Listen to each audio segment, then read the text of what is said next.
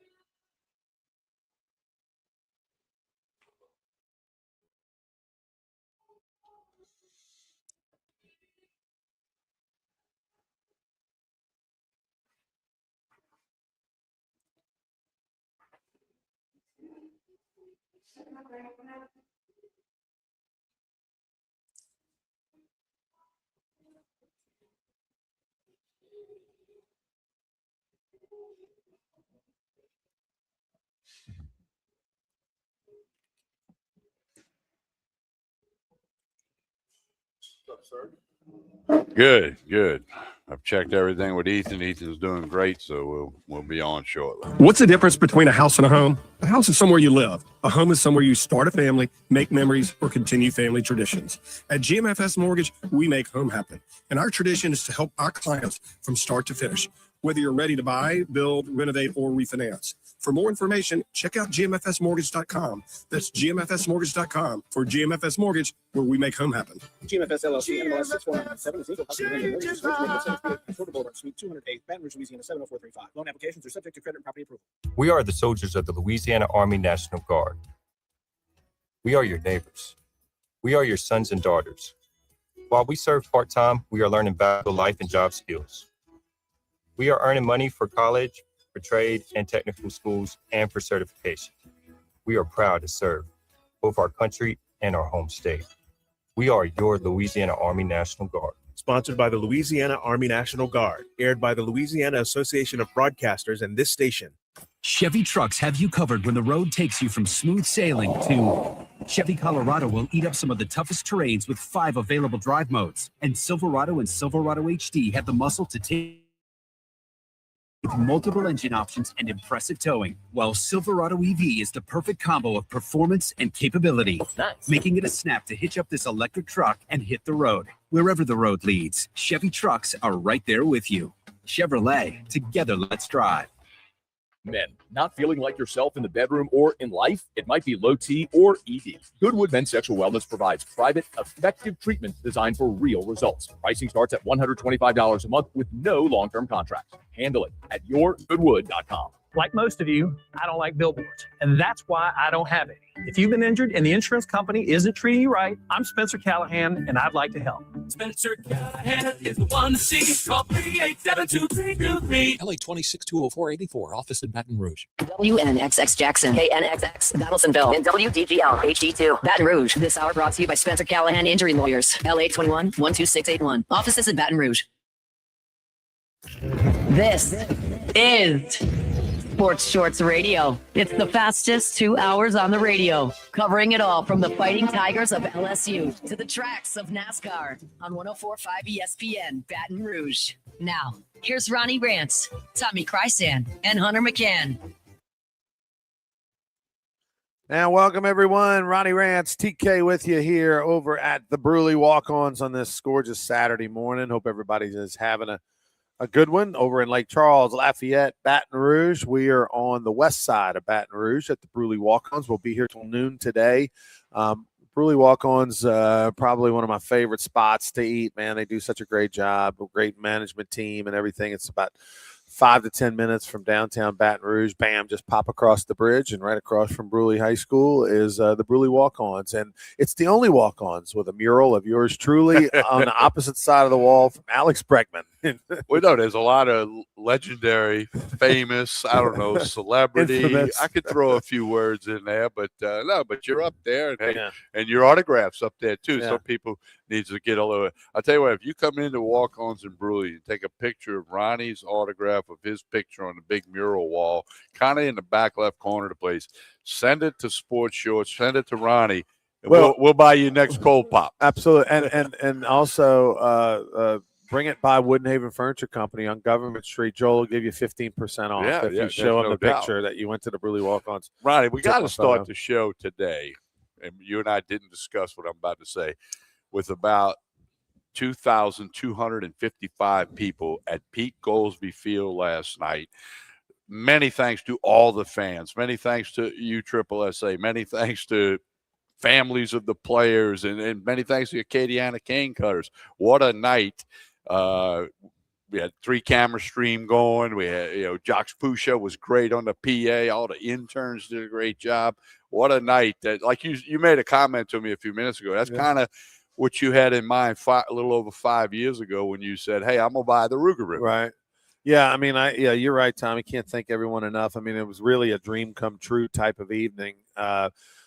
Pete Goolsbee Field was opened in 1956. It was 70 years ago. It was built, and they had an Evangeline League baseball team that played there, the Red Stickers, the first year of its existence. Then another team actually came in after them like a year later, and that lasted a year. Southern University played there off and on for many decades until they had their own ballpark built in 1992. And, a lot of high school games over the years, big high school games in the area have been played at Pete Goolsbee Field. And then, of course, in 20 years ago, a little over 20 years ago, Baton Rouge Community College started its baseball program, and that's been their home ballpark ever since. And there's been moments. They had the Blue Marlins independent baseball team that played a couple of seasons there. They had the River Bats played a couple of seasons there. I think the Marlins did 1 year and the River Bats did 2. They won 2 championships in the 3 years there. This was back in 2001, 2002, 3, something like that. Independent baseball. Ted Williams' son, actually, the great Ted Williams, his son played for the Marlins. So they've had some moments over the 70 plus years of history or whatever, but never have they had a crowd as big as last night. They had 2,255 people in that ballpark last night. And for the Rougarou, the largest crowd we ever had was the championship game last year when we had 749 people. And that basically tripled. Basically tripled it. And, it was as magical. And special thanks to Lane Petrie and USSSA. We wouldn't have done it without them. They had their Rec League World Series was in town, and they gave out the awards for some of their skills competition people, and then they did a parade of teams. Unfortunately, there were a lot of teams not there because there was some still playing. They had rain in the area, earlier, pushed back their schedule at ballparks around Baton Rouge, and so a A number of teams never made it, but we had a massive crowd and it was a great atmosphere. And at the end of the day, Rougarou got a win. And special thanks to Jerry Lane Chevrolet. Eric Lane was in the house. We popped fireworks like we do every Friday at 9:00, and it was awesome night. Well, we're at the Bruley Walk-Ons, and I'm not going to be able to name every team, but there were several West Side All-Stars. Yeah, there were West Side All-Stars over here on the West Bank, the West Side, the best side as they call it. Right. Even had a couple of teams from my hometown, St. Bernard Parish down there, and my old playground, Lakeview. Yeah, Lakeview, the Lakeview Vikings, and then you had all over Louisiana, some Alabama teams, or Mississippi. I mean, it was truly exciting to see so many people out there, and they were into the game. Right, they were supporting the Rougarou. Rougarou played a really good game, and I think it's only the second game this year that neither team had an error. Oh wow! So you go with Acadiana Cane Cutters played some really good baseball, and it was a 2-0 game for a while. Big home run by Cummins, and the fact that Rougarou only had 2 hits but won 6-0. I've never seen that before. Yeah, Patrick Wright and I talked about the line score. I said this is a little bit of an odd line score, but the bottom line, the Rougarou won. And again, many thanks to all the sponsors of the Rougarou, all the fans, the players, the Acadiana Cane Cutters. And, I mean, it just was a special night that we'll remember forever. And, Ronnie, you talk about Goldsby Field. I pitched in that field because that was Southern's home field when I was at Southeastern. I've coached on that field. I've done radio. Right. I've done TV. I've done a lot of things at Pete Goldsby over the years. So that is kind of a cool place for me to go to watch a Rougarou game and whatnot. And what a ballpark, and so many people, and it was great. Concession stand was a line. I mean, merchandise was flying off the shelf. I mean, it was cool. Yeah, and we got lucky too, man, because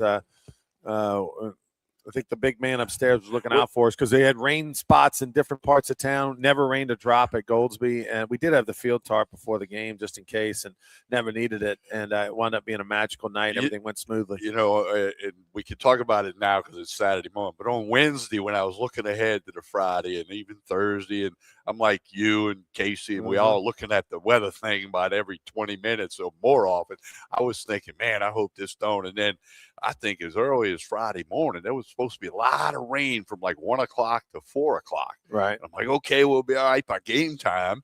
Right. And open the gates a little early because of the USSSA night yesterday. Normally they open at 6 p.m.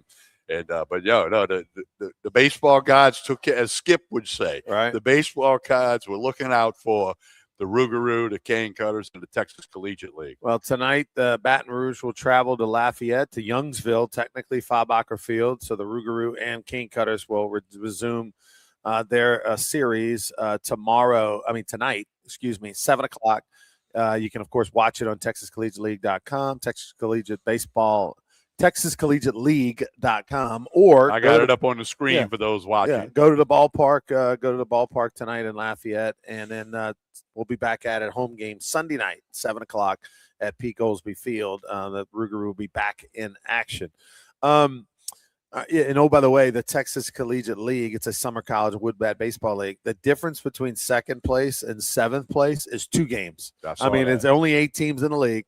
Second place and seventh place overall record for the whole year is separated by 2 games. That's amazing at this point in the season. Well, and another thing about the Texas Collegiate League, you've said this, many have, it's all about pitching.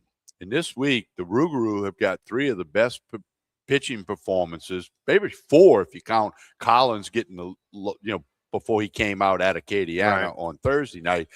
Almost Fabian Hernandez, who was the pitcher of the year last year on the championship team with the Rougarou. But Michael Sutton and Jack Jordan with crazy circumstances, with losing a friend in a boating accident. Thomas Collins had a great Collins, even though Rougarou ended up losing that game, Cane Cutters got a pair in the bottom of the 8th. And then last night, Larson Faba, who's a Southeastern Lion, he was just unbelievable. How many innings did he go? 6. He went 6 also, 6 shutouts. And he got the win. So, it just was a good baseball game. And I'll tell you what, LaCava, the center fielder for Acadiana, I know you weren't glued to every pitch like I was. He made 3 of the nicest catches I've seen all summer. That dude can run. If you hit it in the air anywhere near center, he's going to run it down. Shaw graduated. He played at Nunez, and then this past year was on the Raging Cajun roster. On the air last night, I said that you should, if you're in Fabacher Field tomorrow night, he's worth the price of admission to watch him play center field.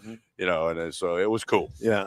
We were over here at the Bruley Walk-Ons. All right, so from Texas Collegiate League Baseball to MLB Baseball, the most exciting All-Star game of the year is coming up on Tuesday night.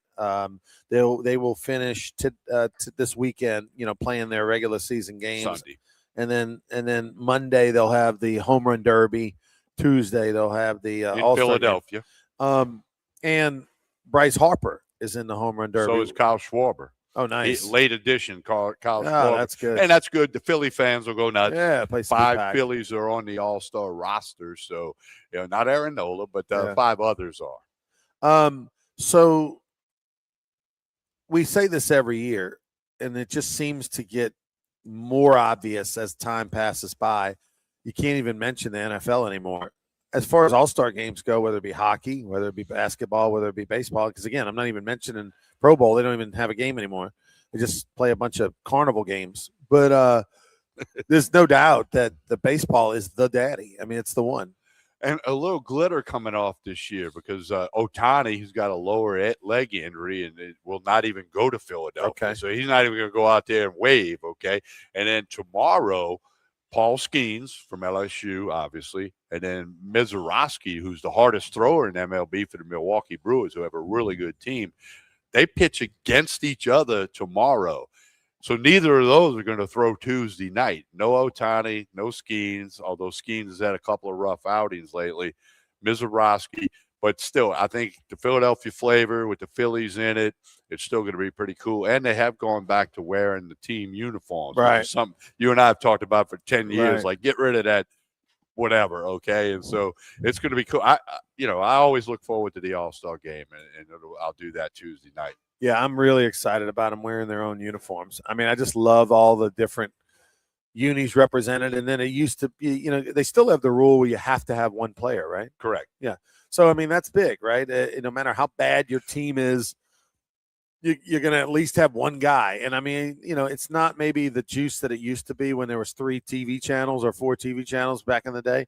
But when they would, you know, do the lineups and they would pan, you know, they would – and the rest of the roster, you know, and it'd be, you know, reliever from the Minnesota Twins. And if you're a Minnesota fan, you'd be like, yeah, that's my guy. You know, like it meant something. It was awesome.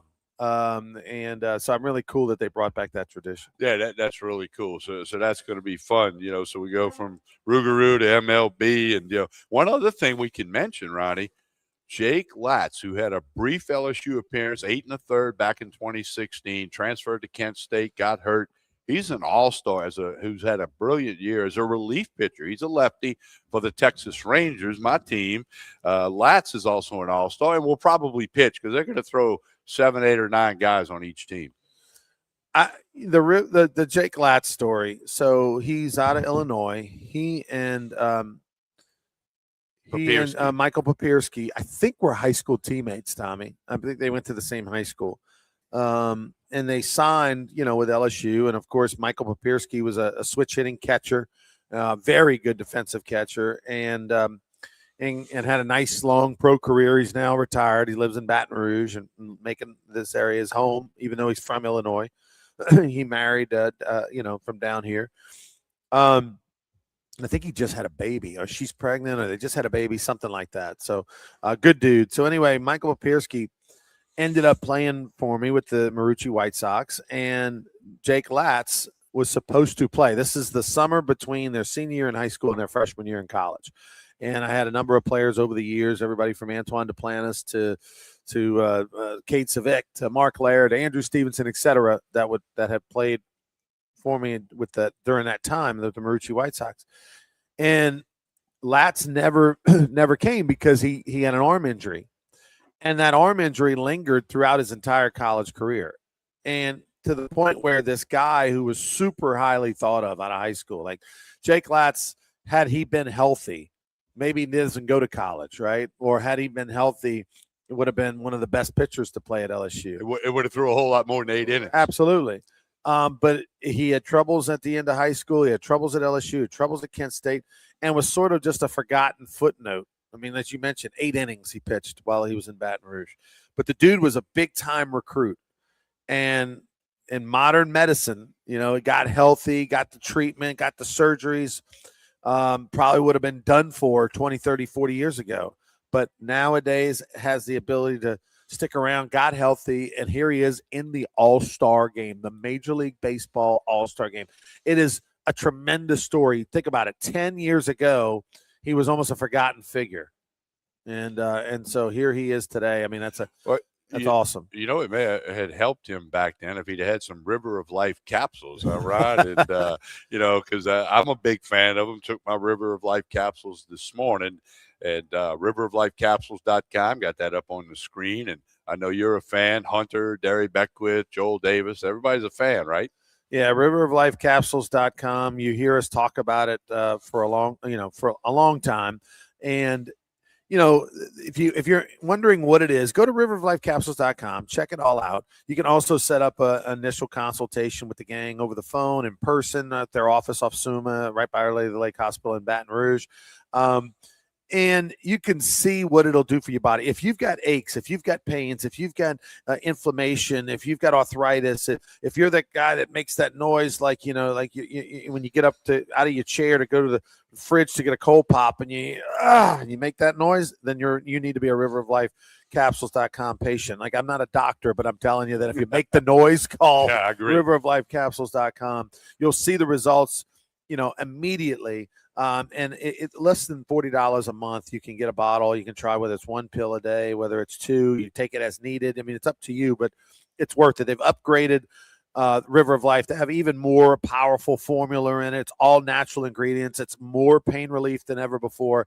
It's new and improved because they keep getting feedback from their thousands of patients, and they tweak it just a little bit. It's rooted in tradition, proven by science. It has all these natural ingredients that have positive side effects, not negative side effects. Riveroflifecapsules.com. We'll hear from Patrick Scallon in about an hour from now, and he'll tell you more about it. But riveroflifecapsules.com, give it a try today. Derry Beckwith's got knee surgery. He's used it during football season. It helps him walk around pain-free. It'll help you too. Riveroflifecapsules.com. We're at the walk-ons in Bruley. They'll open the doors at 11 o'clock here. All the staff is getting everything ready right now. So stop by here at 11 o'clock and tell us hello, and check out Ronnie's picture on the wall. And we'll tell you more about World Cup. We'll talk about the World Cup when we return. Don't go anywhere. Sports Shorts will continue right after this.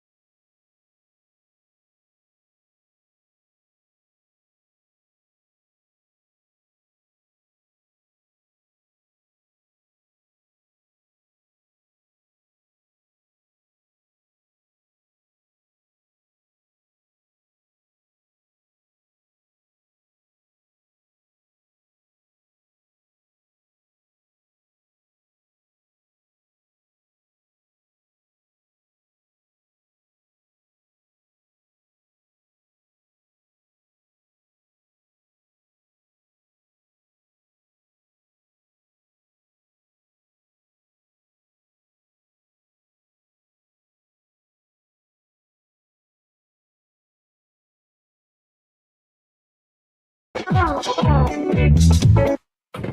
is Sports Shorts Radio.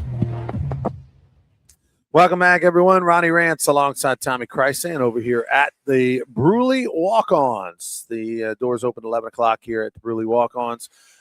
Just about 10 minutes from downtown Baton Rouge, right across the Mississippi River Bridge. If you're coming from Lafayette or Lake Charles, right when you get to the base of the bridge, just take Highway 1 South. It's right down on the right-hand side past right by Bruley High School. They do a fantastic job over here. Great place to catch all the action. And, of course, one of the things that you can catch is the World Cup. Ole, ole, ole, ole, ole. The big boys are in it. Like all these feel-good stories are going by the wayside, and now we're getting down to the nut cutting time. And you got who you thought would be there, right? You got Spain and France going to be facing off in one semifinal. That was kind of thought to be expected, and when the brackets came out, and that is going to be massive on Tuesday. Spain and France will be going at 2 o'clock Central Time. I mean, that is like in Europe, unbelievable, right? But you have a chance at another unbelievable one if some things go to form.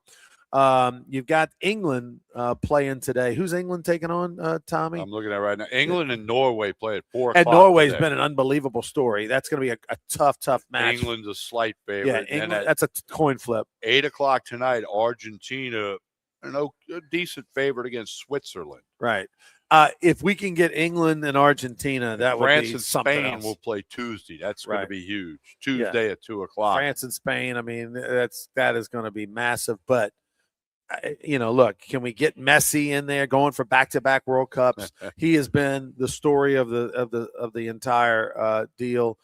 But I mean, whoever wins out of Norway and England is going to be awesome. But I need Argentina. I need Messi to win today. It's going to be a challenge, no question about it, against Switzerland. They've been playing really, really well. But if you got Switzerland and Norway, that doesn't quite have the juice that England and Argentina do. Could you imagine a Final Four, England and Argentina, France and Spain? That is going to be some tremendous ratings, but we shall see. Yeah, World Cup, most popular event in the world. Look, more important than some other countries. You've made in no bones US. about it. You're not a soccer fan. But through this process with the World Cup being in the United States and you being forced to pay attention a little bit more than maybe you have in the past, has it changed anything for you? A little bit. I mean, I watched the Belgium match, and the U.S. got kind of beat pretty bad. It's a shame that that's the one you watched. Yeah, I from start know, to finish. but I did watch it, and even when it was 3-1, I didn't turn it off. Right. Although one of the guys was watching me and said, "That's like 35-7 in football. They're probably not coming back." Okay, Right.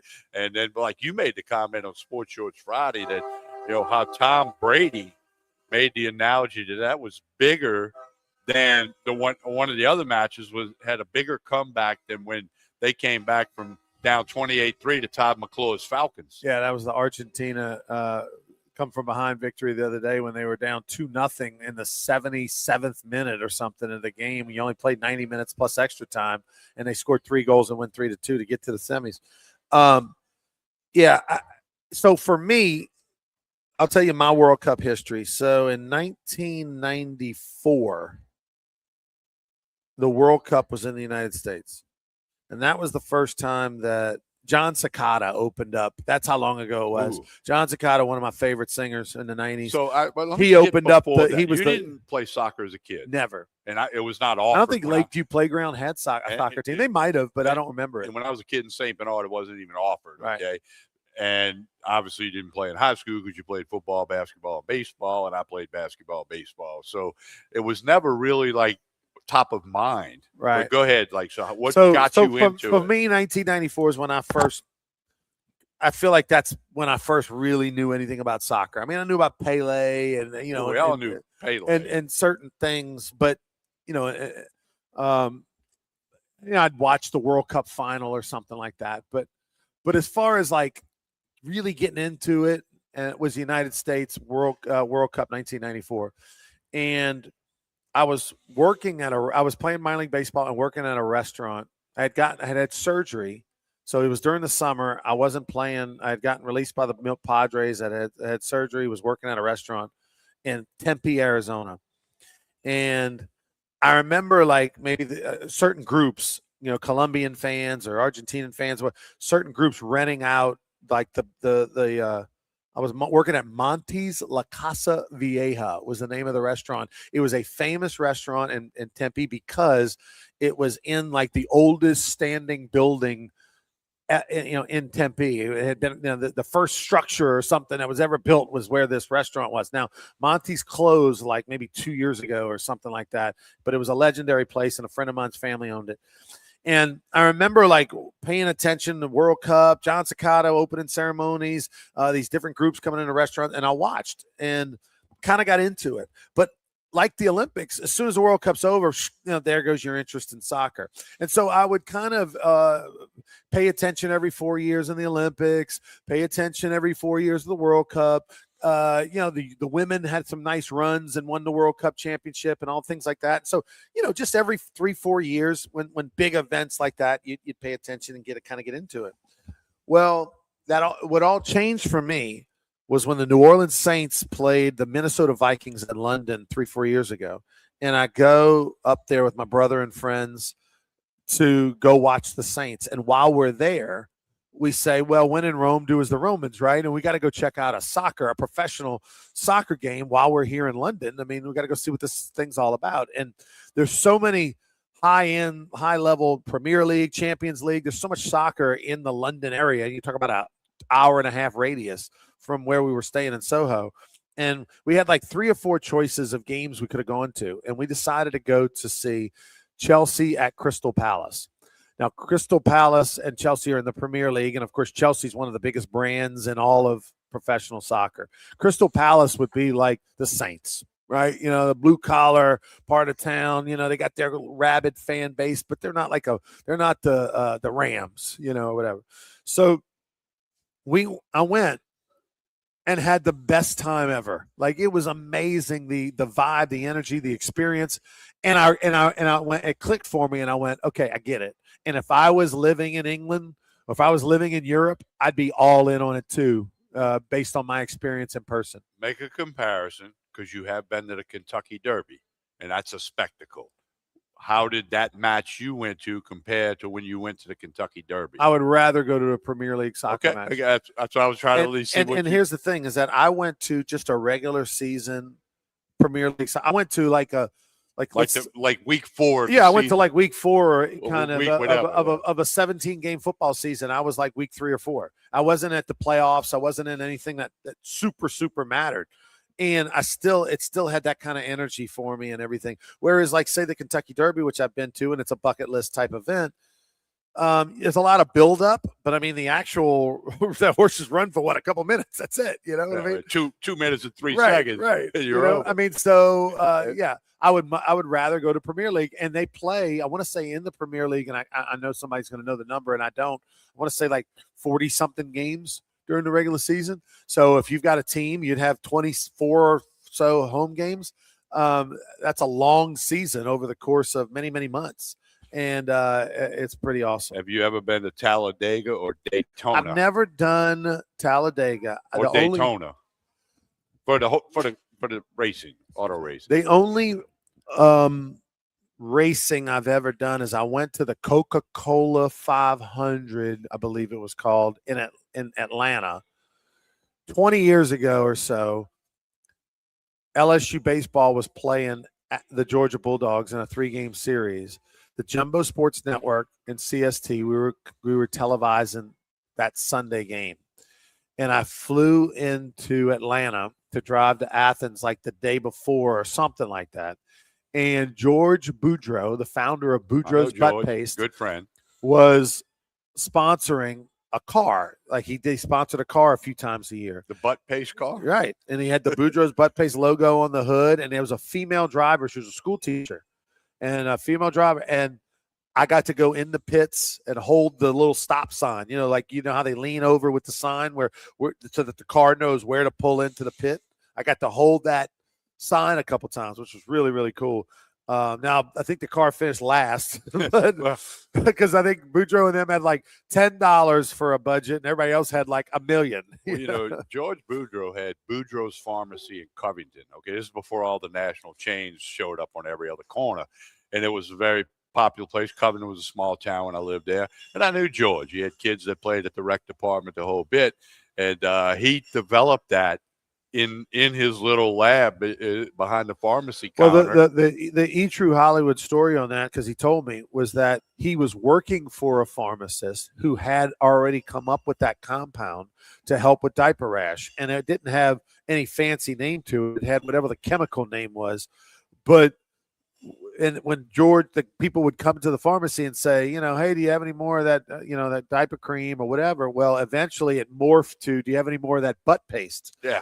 And then that gentleman, retired and sold his pharmacy or whatever to Mr. George and Mr. George. So then it became, the butt paste for years and years and years, to help with diaper rash and all. And then they found out it helps with other things as well. But then because his name was George Boudreaux, it eventually morphed to Boudreaux's butt paste. And, of course, the rest is history. What put Mr. George on the map and helped make him a bunch of money on top of the money he was making already was Oprah Winfrey fell in love with the product.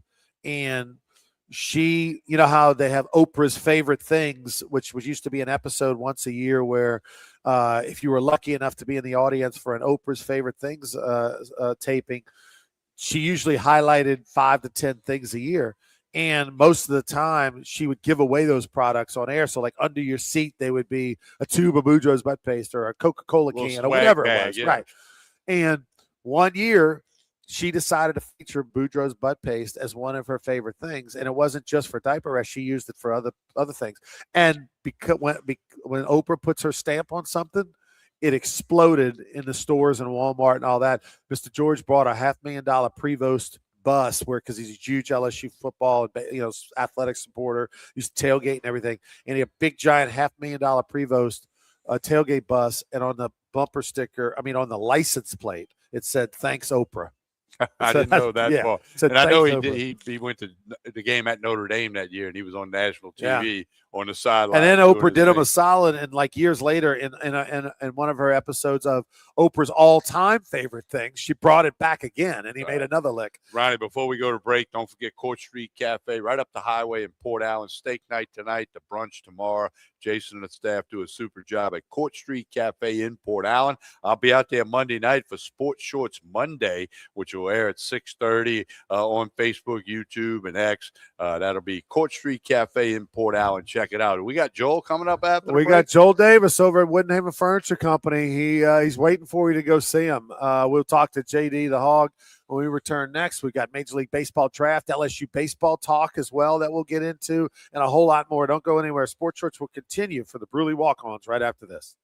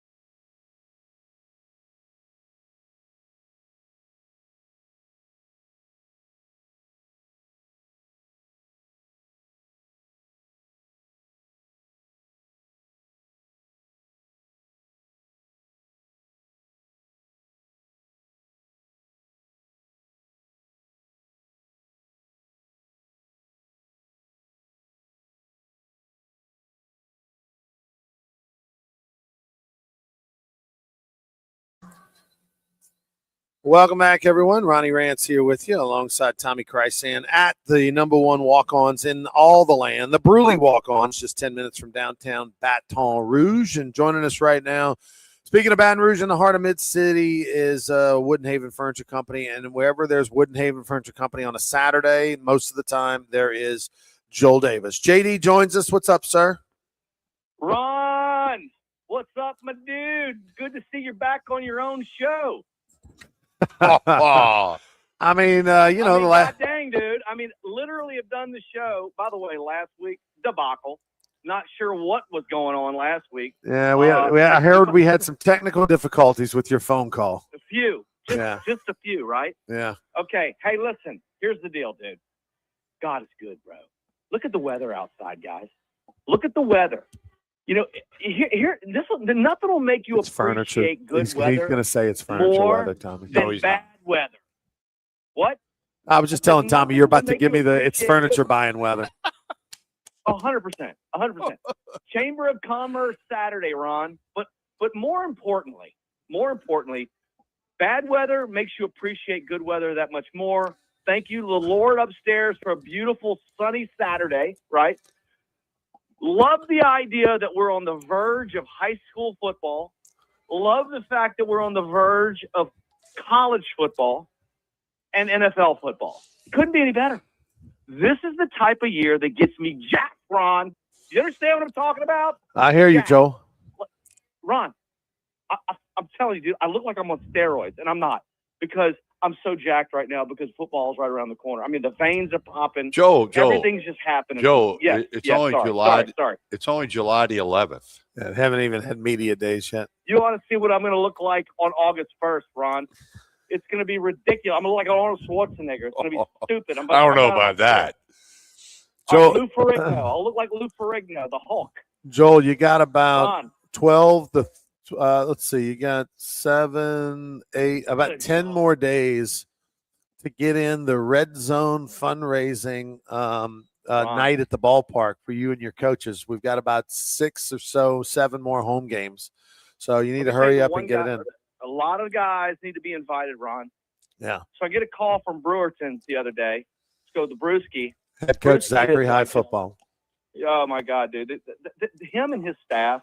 Look, there's a lot of great coaches in how they run their programs. Buddy, it all starts at the top, dude. And my fundraising, when I fundraise with the team, it tells me a lot about what type of organization they're running. Are they holding kids accountable? Are they making sure that every kid is responsible for everything they do? Showing up on time, getting their weights in, making sure that they're staying on schedule with the amount of weights that they're lifting, progressing through the program, but holding kids accountable, Ron.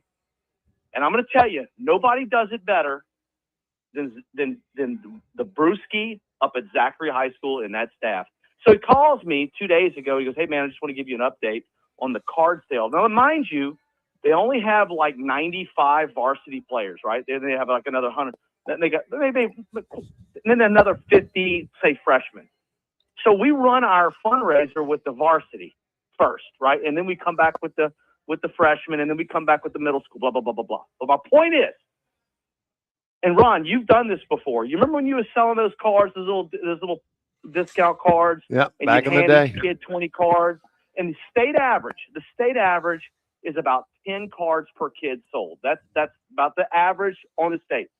Ask me what the average is for the varsity football team at Zachary High School. I'm going to say clearly it's a crazy number, but I would think at least 20. It's 21 cards, Ron. Yeah. 21 cards. And that's why they win, bro, because the staff holds those kids accountable. And when they hand those kids 20 cards, it's not, hey, I need you to try to sell these cards for your football team. It's you're going to sell these cards. You're going to get it done. And if you don't get it done, you're not playing. And I don't care if you run a 4-2. I don't care if you run a 4-4. That's how you win state championships, bro. It's not about just the weight room. It's about holding them accountable on every single everything they Well, do. it's the whether same it's a to me. fundraiser, To me, it's the same as like as an old baseball guy. You know, if you ever gone to a high school baseball field or a college baseball field, especially now there's a lot of turf fields, but when it's natural grass, if the field is in good shape and it looks awesome, the program's usually in good shape and plays awesome. correct. When the Hundo. field is kids are garbage, involved. like why, man, there's trash everywhere. The field looks like it hasn't been cut in a while. Whatever, the team's not going to be good. Like it goes hand in hand. Yeah, You walk into the locker room, there's not a thing out of place. There's not a sock on the ground. There's not a jock strap on the ground. It doesn't smell like somebody's.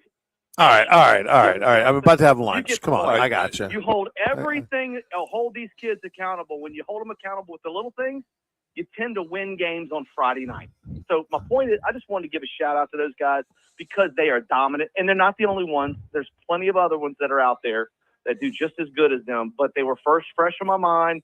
They're local. They're right around the corner. You know, Brewski's on TV all the time. You see him getting interviewed on WAFB, Hunter Station, and all that stuff. But at the end of the day, winners freaking win, Ron. Anyway. What did I say? You said AFB. What did I say? Yeah, AFB. That's those other guys. Yeah. That's what I meant. Hey, Joe. By the way, congratulations to Hunter. 4 years with the WBRZ, huh? Yeah, he's on vacation number 23 now. Is it 4 years? Yeah. He's been interning and then working for them and everything. Unbelievable. And he's on vacation 23. He which must is why have he's some not like with us pictures today. on the GM or something. Yeah, you know what I there's mean? no Like doubt. there's some blackmail going on because that dude's got more vacation time he's than on Trump. vacation, Ron, it's not like he just like stays home or he maybe goes over to the Gulf Coast. Yeah. He's on cruises. He's in Chicago. Yeah. He's in Vegas. I think he works for the Cubs. Europe. Yeah, he might. But all right, we are. Hey, Joe, the Saints report July 28th. Are you jacked for that? Coach, TK, I cannot wait, dude. Look, I am so jacked because I know that this team has a lot of what they need to be successful. They're missing some pieces. I get it. I'm a Kellen Moore believer. He's been spending time with Shuck Drew believer. Brees in California. Shuck, I mean. Dude, I'm a believer, dude. I think you got to keep him healthy. I think he's primed for a 24 touchdown season through the air and another 6 on the ground. I really believe it's a 30 touchdown year for him. I'm getting some good vibes about the Saints. Talking to a couple of our colleagues in New Orleans who pay attention to it daily, even though they don't report till July 28th. But and I've been reading some things. I'm starting to get a few good vibes. Yes, but they got to start off hot, TK. They can't come out.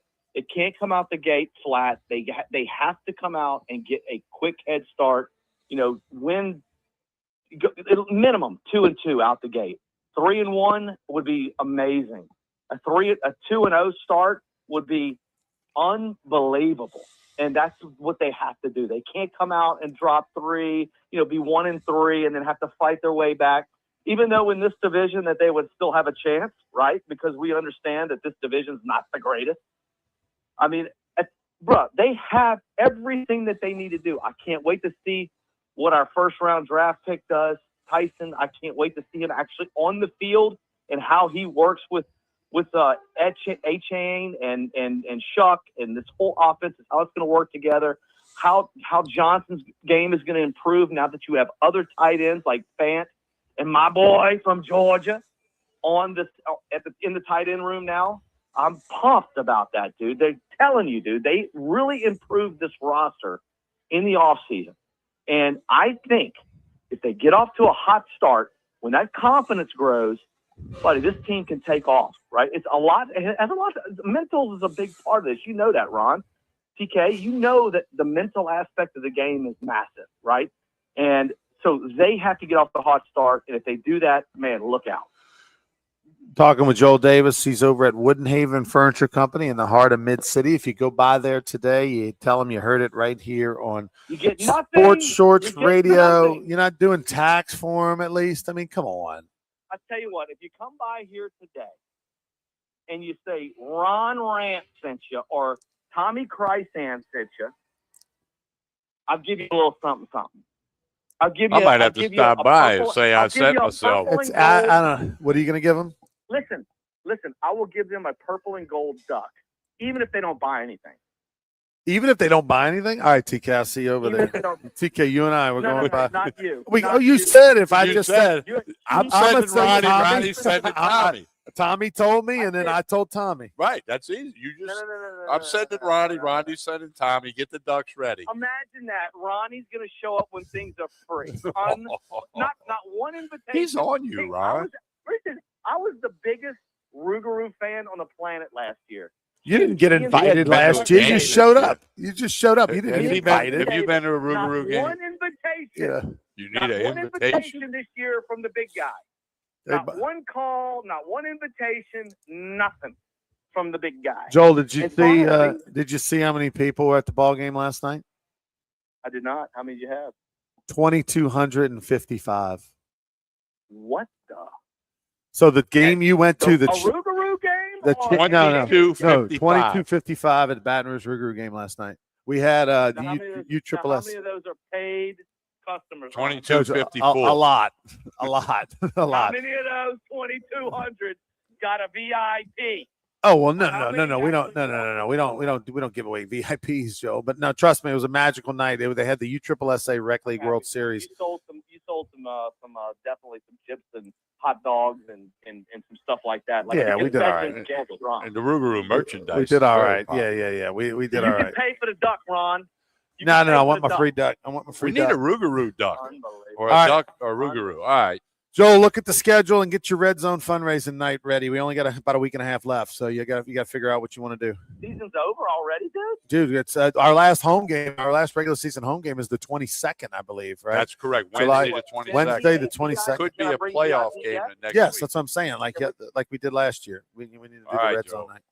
All right, Joel. We'll let you go, man. We'll talk. We'll come see you after. Bye. I got a comment. I know what I'm getting for Christmas, and that comes from Mama Rantz. There you go. That's right. It's getting a purple and gold The duck. purple and gold duck is going. But it's a one of a to kind. Mama It's a Rantz. one of a Hey, kind. thank you, Mama Rantz, for the comment. All right, we'll take a break. We're over here at the Bruley Walk-Ons, where it's a great place to watch, of course, the World Cup. We also have the Genesis Scottish Open going on right now. Scotty Scheffler missed a cut for the first time in 78 events. in Really? the Scottish Open.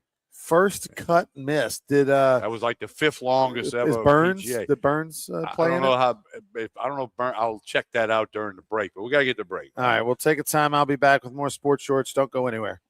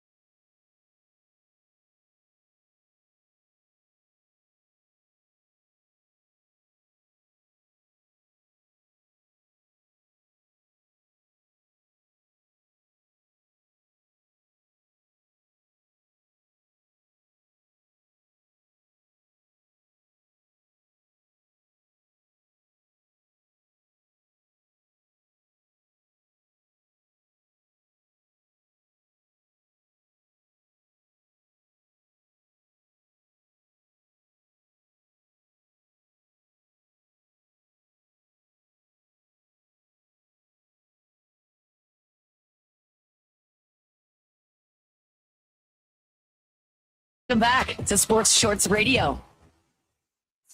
Welcome back, everyone. Ronnie Rantz here with you alongside Tommy Krysan. You're listening to Sports Shorts Radio every Saturday morning from 10 to noon right here on ESPN Radio, Lake Charles, Lafayette, Baton Rouge. If you're over in Lake Charles, don't forget the Lake Charles Gumbo Gators home game this Tuesday over at McNeese Ballpark, taking on the Baton Rouge Rougarou. The Rougarou and the Gumbo Gators will play 4 times next week, Tuesday through Friday. They'll alternate each night.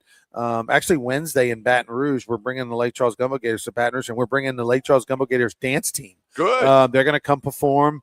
We also will have William Schmidt, LSU Tiger pitcher, who will be the ace of the staff next year. William Schmidt will be signing autographs from 6 to 7 behind the third base dugout, the Rougarou dugout. He'll be taking pictures. If you bring items to sign, he'll sign them for you. That'll be this coming Wednesday. So we'll have the Gator Girls dance team, the best dance team in the league, that will be performing throughout the game. And we'll have LSU Tiger star William Schmidt, former Catholic High Baton Rouge pitcher, will be there from 6 to 7 this Wednesday for the Baton Rouge Rougarou game against the Gumbo Gators. Wednesday, 7 o'clock, 6 o'clock, gates open. But before we get to that, the Rougarou have a home game tomorrow night. So come on out to the ballpark, 7 o'clock tomorrow night. Gates open at 6. All right, so the Scottish Open is going on right now. The British Open right around the corner. Scottish Open, no Sam Burns. He did not play in it. You mentioned Scotty Scheffler missed a cut by 2 strokes. He went 68-70 or 68-72, I believe.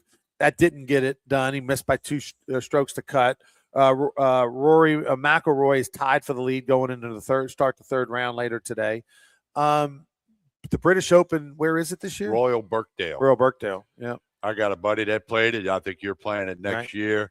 It's one of the older courses in the rotation over there across the pond, but it's a cool course. Rory's played it a ton, so not a surprise that he's odds-on favorite. Absolutely should be slightly ahead of Scheffler. But I was telling you during the break, I've seen when Scheffler doesn't have a good performance on Thursday or Friday, he's lights out Saturday, Sunday. So I wonder if missing the cut at the Scottish Open would get him okay, I'm gonna show them that ain't gonna happen again. Do we know where the Scottish Open's being played? I can tell you that is. I'm curious. Because I've been played at the Renaissance Club in Great Britain. Okay, Renaissance Club in Great Britain. Okay, yeah, I've never played that. I've never played anything in Great Britain. I've only been in Scotland twice. You played St. Andrews, right? Played St. Andrews twice, been to Scotland twice, and then been to Ireland once. Going to go back next May for. You have a lot of frequent flyer miles, don't you? But I'm not like my mom, man. My mom's on top of it. She's, she gets if there's a point to be getting for a gallon of milk, she figures out how to get it. Well, I'm the guy who's got such wasted miles, probably a little here, a little there, never use it, don't know how, that kind of thing. I got a good one. I'm a point getter too. The last fill up of gas I had, and the next 4 fill ups, I have 60 cents a gallon off. That adds up. Where do you do that? Chevron. Okay. I got the Chevron app, and they had a promo the other day. If you filled up on 4th of July, they gave you 2,500 points, and that's good for 5. I seem to type in my number a lot at gas pumps, but it goes to some mystery. I might have to somewhere. coach you up one day, right? Right. I'm saying, like racetrack. I should never buy a drink on at racetrack. As many times as I've typed in my number. On 5 fill-ups in my Jerry Lane GMC, I'm gonna save over $100. Man, that's like getting 2 fill-ups for free. I mean, come on. Now that's unleaded or regular gas? Yeah, regular gas. Yeah. No, Jerry Lane GMC Canyon. I love it. Yeah, thank you, Eric. Yeah, I went diesel first time ever a year ago. Got a diesel truck. Yeah, I got the regular. And then of course, it's the second I buy the diesel truck, prices go through the roof with the war in Iran and everything. Now I was paying $5 a gallon at one point. Now they're coming down. Thank goodness. Walk-ons get ready to open the doors here in Bruley, so folks need to come on out. We're about to roll to our break, put hour number 1 into the books. Got a whole nother hour. We're here till 12 noon, Baton Rouge, Lafayette, Lake Charles. Do check us out. Don't forget the Island Golf Course down the street in Plaquemine. With Ronnie Rantz, I'm Tommy Krysan. Hour number 1 in the books. Hour number 2 around the corner. Stay with us. No 2 people learn the exact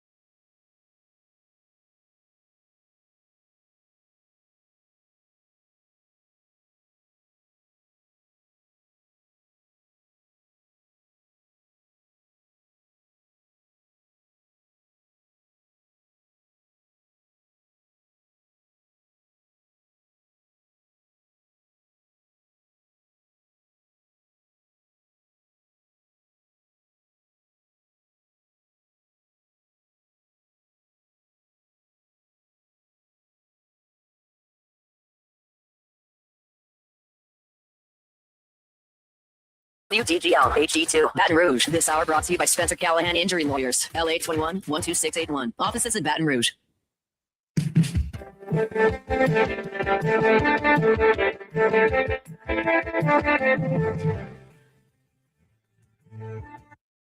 This is Sports Shorts Radio. And welcome everyone back to Sports Shorts Radio. Ronnie Rantz alongside Tommy Krysan, hour number 2 of Sports Shorts coming your way. Thanks for listening to us. And Sports Shorts, Lafayette, Lake Charles, Baton, Rouge. We're over at the Bruley Walk-Ons, 10 minutes from downtown Baton Rouge. Highway 1 South, if you get to the base of the Mississippi River Bridge, heading into Baton Rouge from the west side, just take Highway 1 South, 5 minutes on your right is the Bruley Walk-Ons.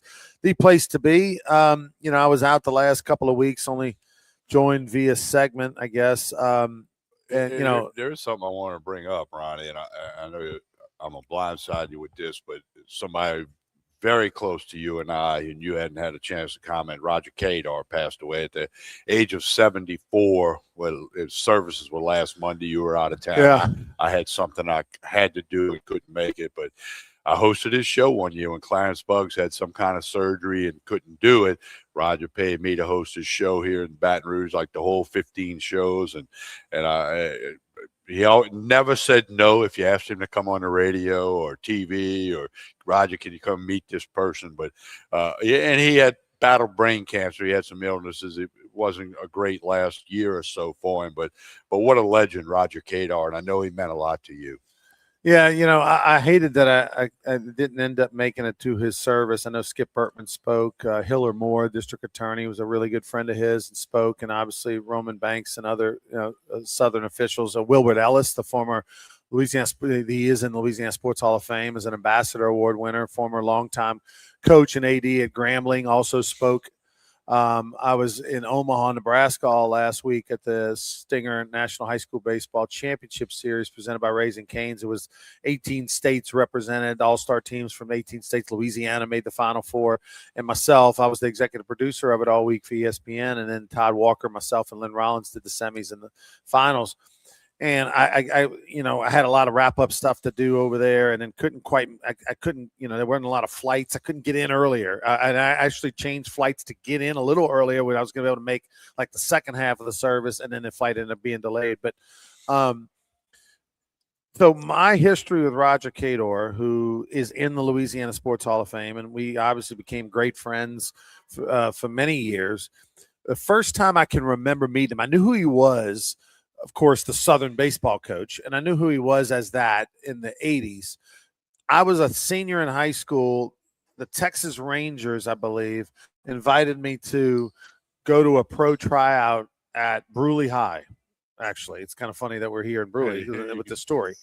It was like, you know how they used to do scouts back in the day, would have Texas Rangers tryout camp or whatever, and they put you through the paces. I went to a handful of. Yeah, you'd run, you'd throw, you'd hit. There'd be some Ranger scouts, some college scouts, whatever. Well, Kadar was there scouting as well for Southern, trying to find players, and I believe Ricky Powell from Tioga High School, who was a left-handed player. I think Ricky might have went to Southern, or maybe at least he tried to sign him. Maybe he recruited him and he didn't. I can't remember. But Ricky was from Central Louisiana. I'm at Menard High in Central Louisiana, and we went to the camp. And that was the first time I met Roger. And he was a bigger-than-life personality. He's loud.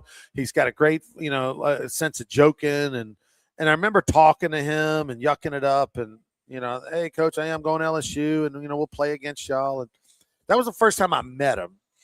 And then, of course, played against him. Got to really kind of know him and be personal friends with him probably 25, 30 years ago, late 90s. I remember LSU playing Southern every year, at least once, sometimes twice.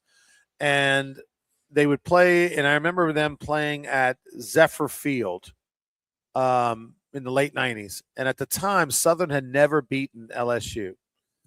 And the game went into extra innings, and LSU won the game. Brad Cressy hits a routine fly ball to right field, but because they had played the shift on him, and this was before the shift was the thing, but they had a guy throwing 70 miles an hour, and Brad Cressy was a pull hitter, so they figured this guy's going to pull the ball. And so they literally had like the right fielder playing practically in center field, and Cressy hits one off the end of the bat the other way, and it ends up being the win and run. But I remember like getting to know Roger in the 90s, doing TV and radio and all that, and him being a guest on my shows and stuff. And then we became great friends. And, he's only 74, I believe. He was only 74 years old, when he passed. And Coach Bertman's still 88 and still going strong. And so he's going way too soon. But so many stories. And he one of the funniest ones was, he didn't speak English until he was like 12 years old. Right. He grew up on the New other Road. side of New Roads in a little town. I can't think of the name, but they spoke Creole on the opposite across the water from New Roads, a little community where he spoke Creole until he was like 12 years old. So because of that, he had this accent. He had this inflection. It was he was unique. Yeah, he had his own like kind of dialect, right? And it was a combination of not really reading and writing and all that till later in life, and speaking English, and then, with the accent already of South Louisiana. And so he had his own little unique accent. And my nickname, of course, was Jumbo that Skip Bertman gave me when I played for him in the early 90s. But when it came out of his mouth, it sounded like Jimbo, like Jim instead of Jum. And Canaveri and yourself and me and everybody used to make fun of it, Jimbo. And he was saying Jumbo, but it all came across, Jimbo. The Creole touch. Yeah, the Creole touch to it. And I mean, that dude was so nice, so awesome. Well, Ronnie, when I was a freshman at Southeastern, he was the assistant baseball coach at Southern under Leroy Boyd, who was a great coach at Southern baseball. Then Roger actually got away from baseball for a couple of years and was assistant basketball coach because he played both sports at Southern. By the way, he hit like 393 his last year at Southern. And then, of course, I got to know him. But two stories. He calls me up one day and says, TK, you got to come have a cocktail with me. I got somebody I want you to meet. Long story short, I show up. He's sitting there with Dusty Baker, who was in town. Another time, he's sitting there with Dave Stewart. Remember the big-time pitcher, Cy Young Award winner. But, he was always just a perfect gentleman, a great coach, and, so much success and all that good stuff. He's going to be missed, but I have a lot of fond memories of Roger Kadar. Yeah, the funny one, the last one, I mean, a million I could tell, but I'm emceeing his banquets. I did a lot of PA work for him at Southern baseball. I emceed his banquets the last few years that he had him when he was working with Major League Baseball, and he had Dusty Baker and Dave Stewart and all these guys come in to speak. And because he was working with urban development with Major League Baseball, trying to grow the game for, African-American players, in their inner cities. It was a big thing at the Crown Plaza one year I went to. Yeah, I mean, he had the banquet over there. Yeah. He had the banquet at LaBerge, And so the final banquet he had, it was the last one ever because he's retiring. Dan Canterbury is an assistant coach for him. And I walk in there, and Roger wants to go over the program a little bit with me prior to the doors opening, just to tell me what he wants me to do and all that. And I'm looking at the program, and he's got Randy Ranch, wherever it's supposed to say Ronnie Rantz on the program. It says Randy Ranch. I'm talking Randy Ranch, not Ronnie Rantz, Randy Ranch, all over the program because I'm speaking all over this thing. And I go, Coach, are you kidding me? And I'll show it to him. And I go, we've known each other for 40 years. Like, it's got Randy Ranch all over the thing. He goes, oh, Jimbo, I did not do that, Jimbo. That's the white people did that, Jimbo. That's the white people messed up. I did not do that. And I love it. And so the funny thing is that Canterbury pulls me aside and goes, you're Randy Ranch in his phone. I've seen you call him, and he's answered the phone. And so the white people didn't do it. Yeah. Well, no, in fact, no, I got a lot of fond memories, and what a guy, I mean, it's just it was a great we turnout. We could spend 2 hours just on Roger Kadar stories, just like Skip stories and everything else. But the impact that he made at Southern University and to the game of baseball, and to the youth programs that he always supported. I mean, he was one of one, as they say. He was a trip. All right, we will. We're over here at the Bruley Walk-Ons. Transition into, speaking of baseball, let's talk a little LSU baseball. The draft. Yeah, we got to do that. The draft starts in about an hour. Hey, I really want to thank Major League Baseball for waiting. Thanks, until Rob. Sports Shorts Radio concludes today here at the Bruley Walk-Ons, and then they're going to start round one of the draft. Yeah, thanks, Rob Manfred, the commissioner. It's odd that they're starting the draft at noon, I mean, as opposed to prime time, but whatever. Obviously, they figure out 10:30 tomorrow. That's what makes sense. So 4 rounds today. In those 4 rounds, we expect, obviously, Derek Curiel and Jake Brown to be gone. The question is where, and is that high enough, for them to go? And I don't have any expectation of Derek Curiel or Jake Brown returning. Do you? I do not. I think Curiel's going to go in the last part of the first round, and I think Jake Brown's going to go in round 2. That's a pure guess. I got no inside info. I haven't talked to any major league scouts. I know many of them, but I hadn't talked to any of them about this. But I think Curiel's going to go somewhere between 15 and 30, and then Jake Brown, I think, will go early part of the second round. Derek Curiel and Jake Brown gone. Devin Sheeran could go. Is a guy that's also the highest ranked LSU pitcher on the board. So it's kind of expected that all 3 of them will probably go. Will sign. Where Devin Sheeran actually goes, who knows? He's ranked as the number 144th by MLB as far as players go. And that would probably put him somewhere in the neighborhood of the the top 5 rounds. Obviously, he could go earlier, he could go later. But Lucas Naraki surprised some folks yesterday. A two-way guy, pitcher, player, was expected to be a top 2-round pick. He withdrew his name from the draft for LSU. And like Stephen Milam did. Same thing. You can pull your name out of there. You just have to submit official notification to the draft so that nobody wastes a pick on you. I mean, that is big time. It's amazing how these guys he's a left-handed pitcher, first baseman, outfielder, 5'11", 190-pounder from Aledo, Texas. We had a few Aledo, Texas teams in town right now for the USSSA Rec League World Series. But that was a giant sign. A giant get for LSU baseball, who thought they were going to have to sweat it out with Lucas Naraki. And he's now the 3rd player from LSU's 2026 recruiting class to withdraw his name. Outfielder Nathaniel Davis and left-handed pitcher Braxton Beatty, all of them. Naraki was the number 115th player in the draft, according to ESPN's draft rankings, and the number 151 player at MLB's list. He went to Aledo High School, 2-way player. He even hit in front of scouts at the Major League Baseball Draft Combine last month. He's probably on the little shorter side. I mean, they got him listed at 5'11". A lot of people think he's more like 5'10".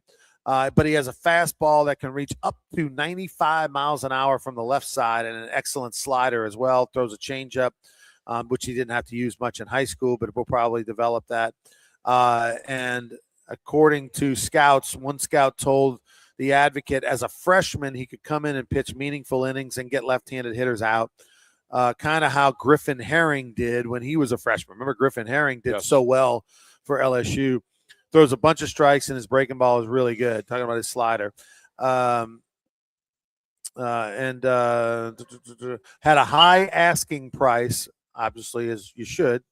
And because of his size, at 5'10", 5'11", if he was 6'3", nothing to talk about. 5'10", 5'11", might not give him the money that he wants. They're not all going to be Ron Guidry. Right. But how about this? Think about this. Now with the 5-for-5 rule, and again, I don't know his birthday, so I don't know when he turns 21. But in theory, if he turns 21 at around the draft time after his sophomore year, he could have leverage his sophomore year in the draft, junior year in draft, in his senior year. Remember, I don't know how, or second year. We're going to have to stop calling it freshman, junior. Just call it second year, third year, and fourth year. So he'll have 3 years potentially to have leverage to be drafted or go pro or not.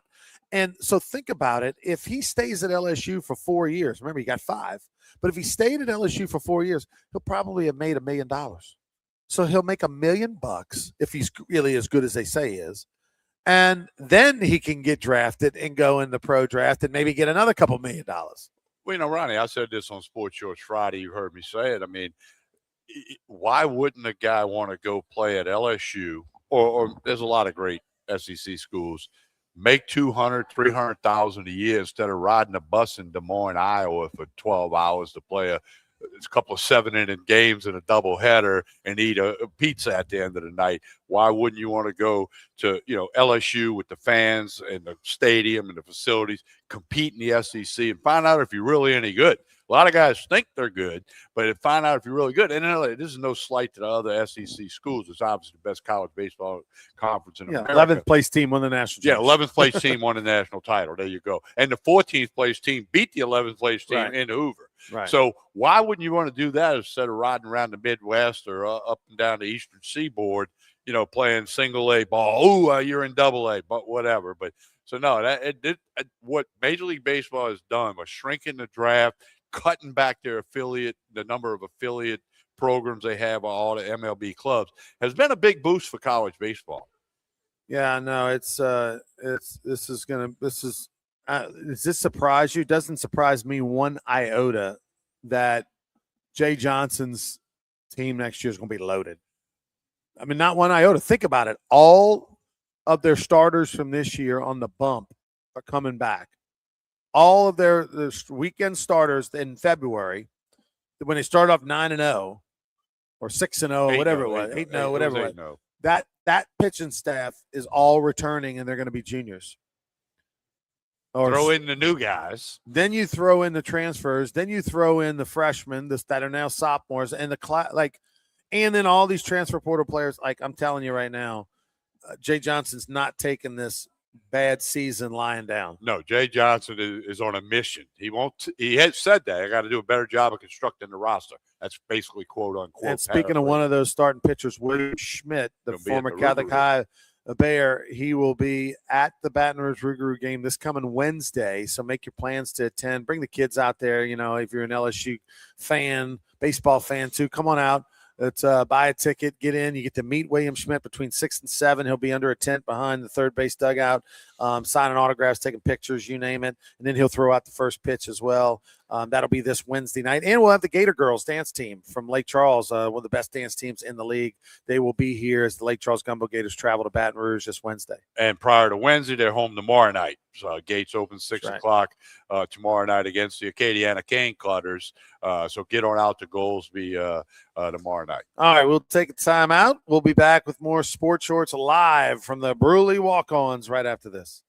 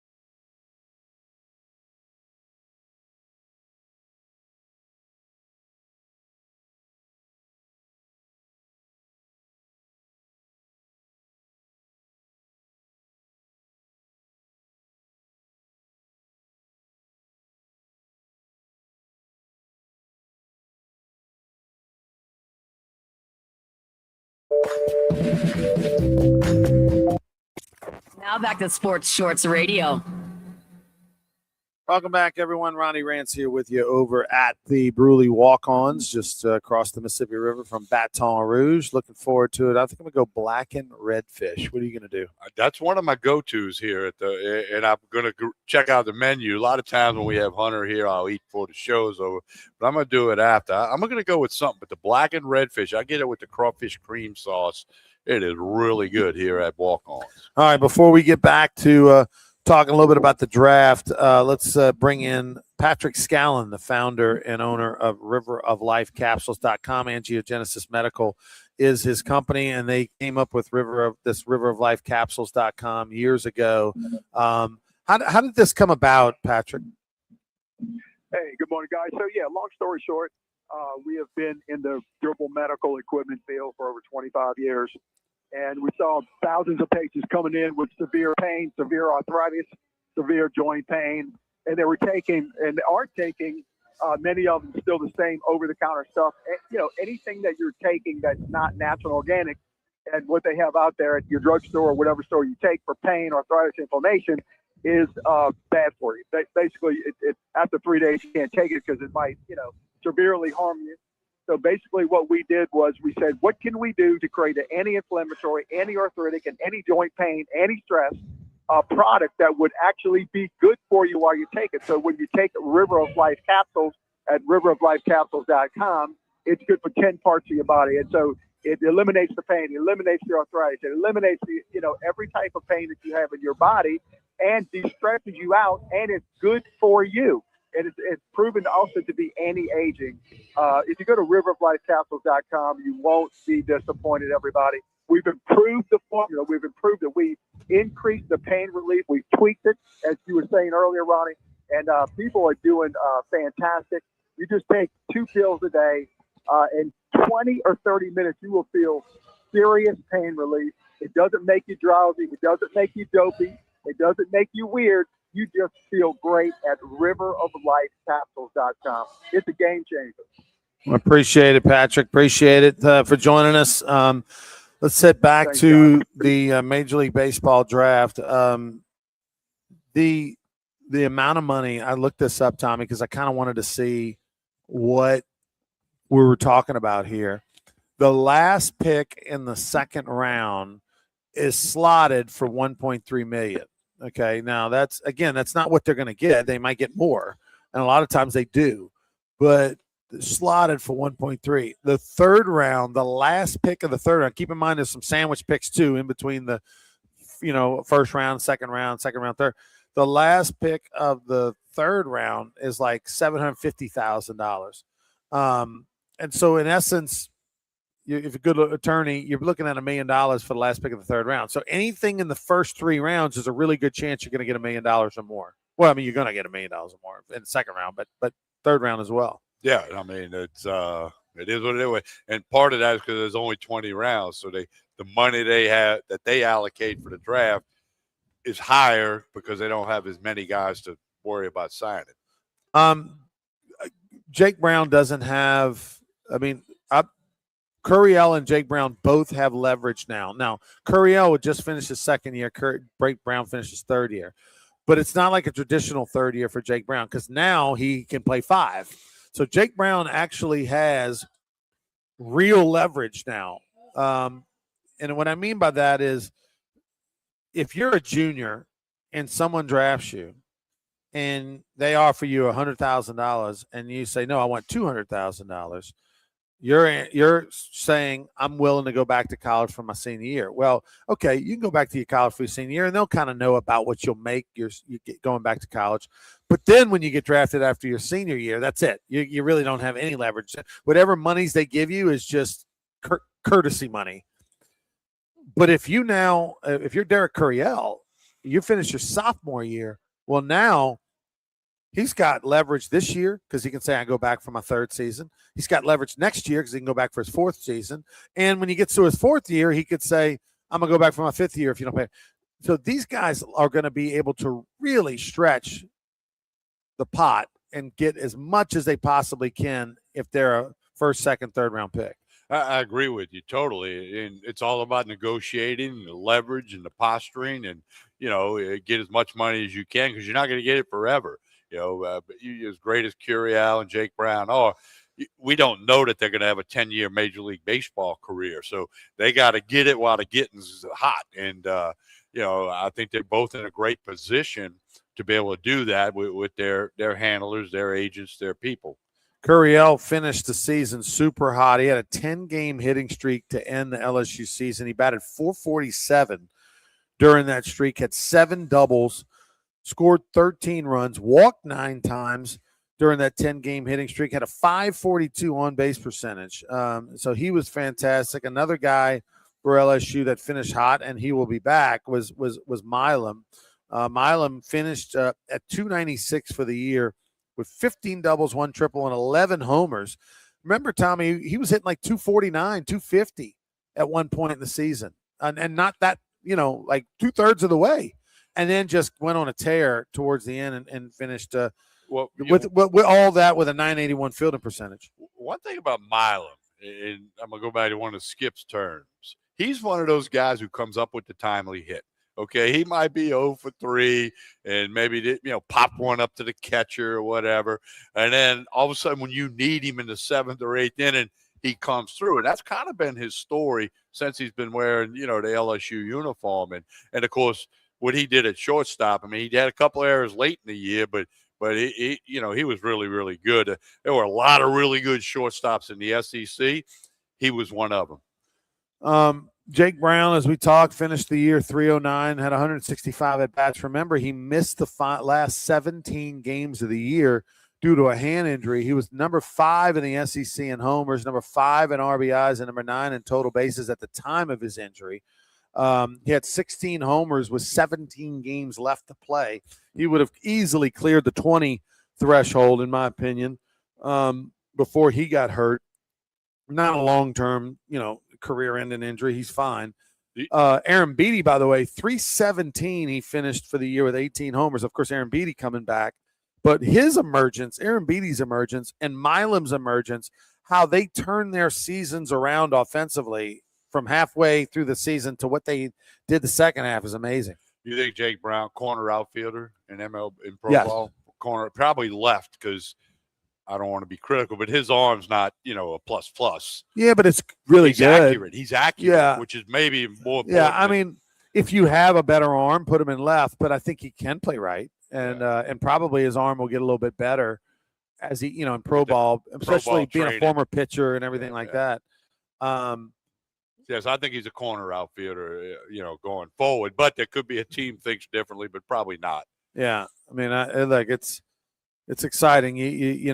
Every year I feel like we get really pumped up about LSU baseball, and then sometimes you get your heart broken a little bit with some of the guys. But on paper, this team's pretty special. And again, round 1 starts in a little over 30 minutes. Okay, they'll do rounds 1 through 4 today. Then round 5 will start at 10:30 tomorrow morning. You'll see some other Louisiana school guys get picked. You'll see some more Tigers. Rounds 5 through 20, only 20 rounds of draft, are tomorrow. So come Sunday night, who from the state of Louisiana got drafted. Have you seen the video that Chris Lecoq made of last night? I did. Fantastic. Pretty amazing. Casey sent it to me earlier. That was A+. I mean, I don't know if Casey's put it on social media yet. Well, me and Casey have a plan for that tomorrow. As far as putting it on social media? And, gotcha. And tagging some sponsors. And, I mean, it's not real long, but it's spectacular. Yeah, it's a little sizzle reel, probably 60 to 90 second kind of video. That was Casey sent it to me this morning. And Casey and I spoke for about 20 minutes while I was on my way to the walk-ons in Bruley, and we got some thoughts we shared, and you're going to learn more about that later today or tomorrow. Yeah, but man, I appreciate Chris Lecoq who came out there. Of course, Chris works for LPB and has been doing videos Who hired forever. Chris Lecoq? Pelican Broadcasting TK. and Tommy Christ back in the day. I interviewed with him. Yeah. He came highly recommended, and I met him, and I went to the owners of the Pelican. I was like, 20 years ago? Probably? Yeah, I said, I think this guy's going to be really good. They said, okay, hire him. So I hired Chris Lecoq, and he's a rock so star. Good. Yeah. He is A+. Yeah, he's a rock star. Does a lot of work with LSU. He's like one of the cameramen. He's the center field camera guy for LSU baseball. So when you watch the game, most of the games you watch are him. Which is why I'll tell you a little secret. You kind of know this, but man, for many games I would sit with Coach Bertman. And Chris knew that. So Chris would show me and Skip and all my friends would be, look at TK sitting by Coach Bertman. Well, that was because of Chris Lecoq knowing, hey, what you know, it's who you know, right, Ryan? Exactly. We're over here at the Burley Walk-Ons. They got the doors open. Yeah. No, place is filling up. Great place, of course, to watch the Scottish Open. You got the World Cup. There's got a replay right now of Belgium and Spain. But today, 2 World Cup games. England and Norway. Norway has been playing out of their mind. England's been playing that match against Mexico that England won 3-2 was the most watched soccer match in the history of the United States of America. Had nothing to do with the U.S. playing. Mexico and England, highest ratings, biggest audience. And that's because, one, you have a lot of, obviously, Mexicans in the United States, but also because of their interest in soccer, but because it was prime time. The game was being played on prime time versus, like, for example, the other day when the United States played, they played at 2 o'clock in the afternoon. Let me ask this question, Ryan, and then we'll go to break. How much having the World Cup in America at several different locations, even though Team USA went out in the round of 16, how much do you think that's going to do for the popularity of soccer in the USA? Oh, I definitely think it's going to get a boost. Get a little juice? No, it'll definitely get a boost. And as it always does, right? Right after these World Cup, whether it be the ladies have had the World Cup here, the men, there's always that little boost. But the problem for me is that we are not a soccer nation. Right. And our best athletes don't play soccer. At the end of the day, the LeBron Jameses of the world don't play soccer. The Steve Trouts don't play Mike Trout soccer. I mean, Steve doesn't either. He's a soft tossing lefty. Probably not. But the Drew Breeses, maybe he did a little bit. I don't know, but they play tennis. But I mean, they're all doing pickleball now. At the end of the day, our athletes don't. Whereas in other nations, the number one sport is soccer. Yeah, it's the primary, right? Not and secondary. And that is the difference. And so we can talk about it all we want. We can put all these academies. We can try to come up with fundraisers so that inner city kids don't have to pay the same amount of money as the kids from the suburbs and all that. All the things we talk about, but is the inner city kid, if he's given the choice to play free football, free basketball, free baseball, or free soccer, is he picking soccer? I don't think so. All right. We will take a break. Be back with more last half hour of Sports Shorts Radio live from Bruley Walk-Ons.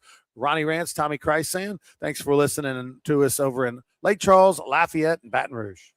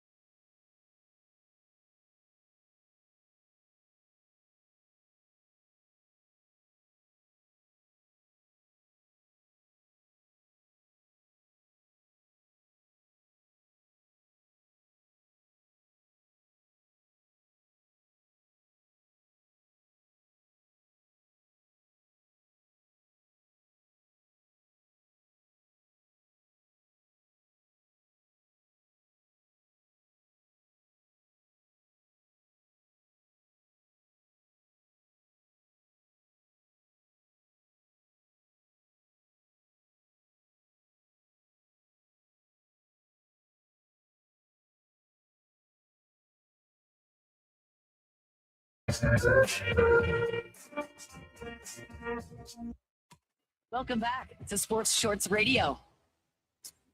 Welcome back, everyone. Ronnie Rantz here with you alongside Tommy Krysan. We're over at the Bruley Walk-Ons, right down the street from the Island Golf Course in Plaquemine, just about 10 minutes away from where we're sitting right here. Chris Burkstaller and the gang do a great job over at the Island. I'm looking forward to us being able to play some golf over there at the Island once we get to turn the calendar about September. Well, Ron, I mentioned this, you probably forgot, but I have a gift certificate that I won on the the Louisiana Sports Hall of Fame auction. Nice. For 4 rounds of golf with the carts at the Island. I got it on the old magnet on the refrigerator. As soon as we get some better weather and we get done with Rougarou and Gumbo Gators and all that, we're going to pick a Saturday after we're over here, whether we're at Fat Daddy's in Plaquemine or Bruley Walk-Ons or we're going to go play around. It'll be on old TK. I know you'll be there because you just got to buy me like a drink at the turn. I got you. No, that'll be fun. The Island Golf Course, they do a great job. Of course, the home of the annual Baton Rouge Rougarou Golf Tournament every May, but go check them out. It's only, like I said, 20 minutes from downtown Baton Rouge, and when a lot of the golf courses kind of in the city of Baton Rouge are jammed up, you can usually find you a tee time over at the Island. The place is in great shape, great food, and all that first-class facility. Right, we got a little comment here. Go Gators. We had a great time in Lake Charles last weekend. Johnny Superfan Bowling. Yeah, no, Johnny's a big Gators fan. I didn't get a chance to see him. I was out of town up in Omaha. But, yeah, the second half right now, the way that the Texas Collegiate League does its seasons, you have a first half and a second half. And the top 2 teams, there's 8 teams in the league, 3 in Louisiana, 5 in Texas. The top 2 teams that finish 1-2 in the first half are in the playoffs. And then the top 2 teams that finish 1-2 in the second half are in the playoffs, and they all play each other. So 4 of the 8 teams make the playoffs. If by chance anybody from the top 2 in the first half becomes top 2 in the second half, then it goes to the next team with the best overall record. Yeah. And so the first half winners were Victoria and Acadiana. So Victoria, Texas, the Generals, they dominated in the first half. And then the 17-7. Yeah, they were really good. And then the Acadiana Cane Cutters eked in there and finished second. And so those 2 teams will have a home field advantage in the playoffs in the semifinal round. Who will they play is being determined right now. Well, right now, the hottest team in the league is the Brazos Valley Bombers. They're 7-2 through their first 9 games out of 24 that they play in the second half. So the Bombers right now are looking good, but there's a bunch of teams right on their heels. The Abilene Flying Bison are 5-4. Lake Charles Gumbo Gators are 5-4. Abilene beat the Gumbo Gators by 1 run the last 2 nights. San Antonio is 5-4. Lake Charles plays San Antonio tonight and tomorrow night over in San Antonio, so big series there. The Rougarou are 5-5.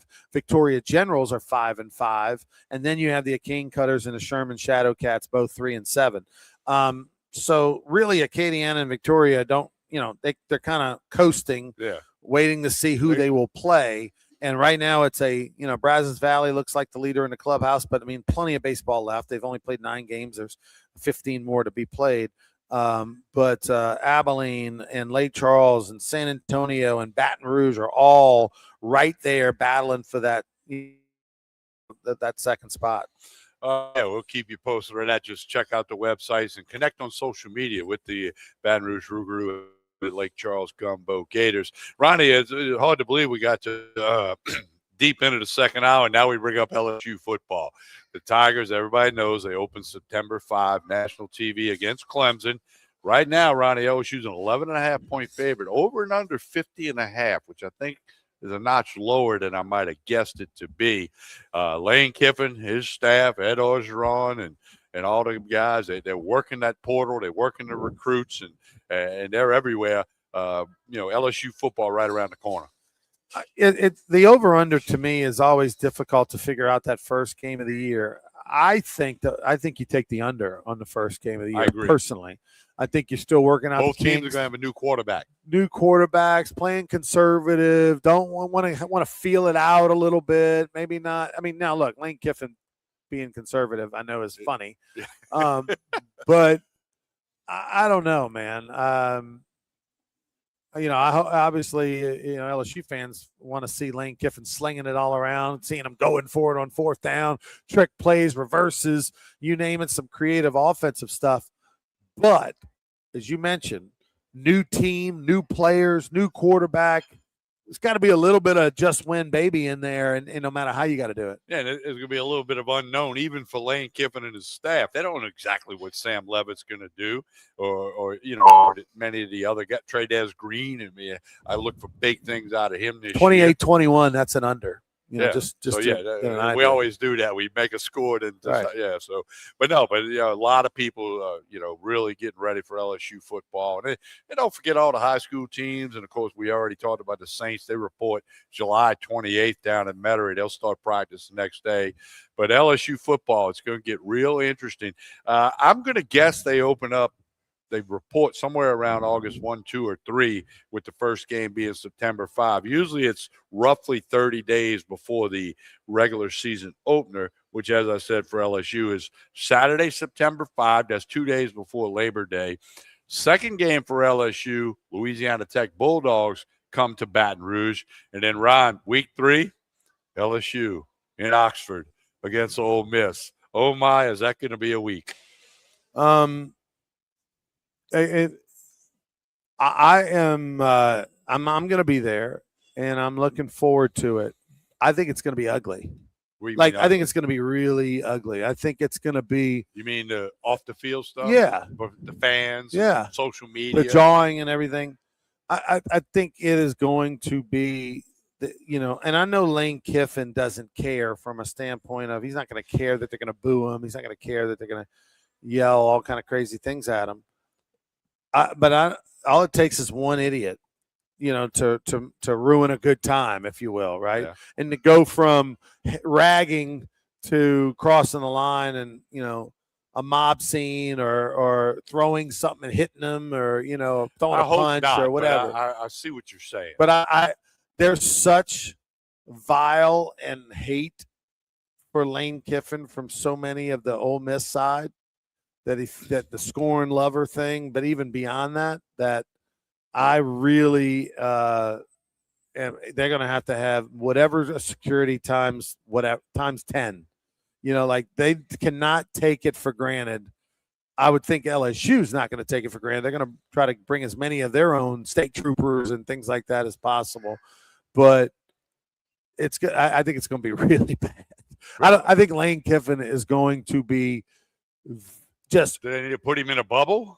They are gonna just go. They are gonna go nuts from the second that dude walks out an hour and a half before game time to just walk around the field. The minute that there's anybody in that stadium, they're gonna lose their mind until the game's over. Yeah, well, I definitely see what you're saying, and I hope we don't get too much ugliness. I mean, it's one thing to boo and cheer and harass and all that, but let's hope nobody crosses the line. But like you said, all it takes is one idiot or a couple of idiots, and it'll get really bad. And also the tailgating stuff. I mean, like last year, I can remember, the tailgating stuff that was going on outside, especially in the Grove. There's a couple, most of the time it was pretty cool, but there were some spots in the Grove that were a little intense, obviously with the fraternities and stuff. I mean, there's, with the LSU fans, when you'd walk by and stuff, the things that they would say. I just think it's all going to get ratcheted up a tremendous amount. Yeah, no, it definitely, I can see the picture you're painting being it, and let's hope it doesn't go over the line. I'll just leave it at that right there. But, hey, look, it's going to be a lot of fun with college football. I mean, the Raging Cajuns, Magnesia Cowboys, Southeastern, is expected to be picked number 1 in the Southland Conference and this, that, and the other. One other thing, Ryan, before we go to break that you and I hadn't talked about yet, near and dear to me and kind of to you. Back on July 1, the UNO Privateers became the LSUNO Privateers, and they changed their color scheme to purple and gold so they could sell some merch, I guess. But it's now the LSUNO Privateers in New Orleans going to wear purple and gold, not that blue and silver that I grew up watching them playing against them. You were a bat boy for the legend Ron Maestri at UNO. So a little shift in gears there. They had the LSU UNO coaches, baseball coaches, came to a game the other night.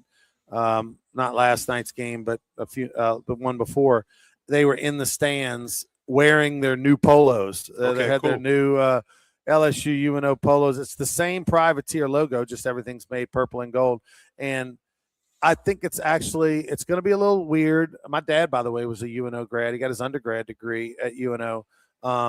It's going to be a little weird for UNO fans, but there's only 10 of them. So it doesn't matter, right? But I mean, the reality is this is the best thing that's ever happened for UNO. It's now people are now talking about UNO where they weren't 2 years ago. They are a hot brand. They are going to sell some merch. Falling under the LSU system gives them some monies and some leadership and direction to keep that school afloat. I think this is going to be a great thing for UNO, no question about it. All right, we will take a break. We're over here at the Bruley Walk-Ons. He's Tommy Krysan. I'm Ronnie Rantz. Appreciate you listening. Whether you are in Lake Charles, Lafayette, or Baton Rouge, we'll take a break. Be back. Final segment of Sports Shorts right after this.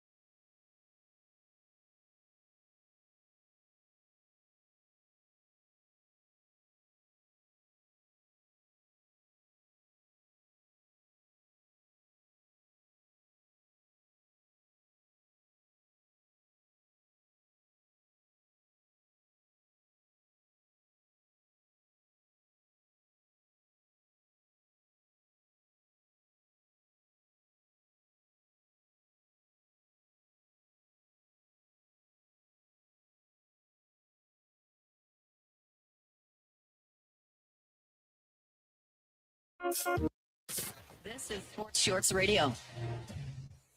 Welcome back, everyone. Ronnie Rantz here with you alongside TK over at the Bruley Walk-Ons. If you are a fan of boxing, tonight we got some boxing over at LeBear's Casino where I will be. And it makes sense since we're over here on the west side, just 10 minutes away from Plaquemine, that we mentioned Eric Babyface Assassin Walker. Eric Walker from Plaquemine, who is going to be the main event. Babyface, as he's called, is his nickname. He has not fought in like 3 or 4 years, but he's making his return to the ring tonight in the main event, 6-round main event over at L'Auberge Casino. Doors open at 6. Fights get underway at 7 o'clock. There are some standing room only seats and whatnot available through Ticketmaster.com.